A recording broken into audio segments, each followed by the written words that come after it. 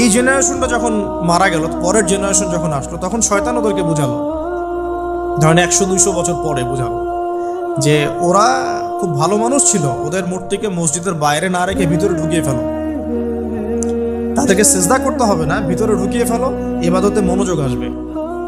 পরের জেনারেশন এই কাজটাই করলো। থার্ড জেনারেশনকে শয়তান বোঝালো যে সরাসরি ওদের কাছে চাইলেই হবে, তারা আল্লাহ পাকের অনেক মানে কি আনুগত্য প্রাপ্ত, নৈকট্য প্রাপ্ত বান্দা, সরাসরি তাদের কাছে চাইলেই হবে। আল্লাহর কাছে যাওয়া এখানে যাওয়া একই কথা, ওখানে সিজদা করা এখানে সিজদা করা একই কথা। এখান থেকে শুরু হলো সরাসরি স্ট্যাচু ওয়ার্শিপিং। সরাসরি স্ট্যাচু ওয়ার্শিপিং এখান থেকে শুরু হয়েছে। তা আমরা আমাদের হিন্দু ভাই বোন যারা আছেন, আমাদের আশপাশে অমুসলিম ভাই বোন, তাদের প্রতি সম্মান রেখেই এই হিস্ট্রিগুলো পড়তে বলবো আর কি, এবং যুক্তি দর্শনগুলো খুঁজতে বলবো, আসলে কি তারা শুনতে পায়।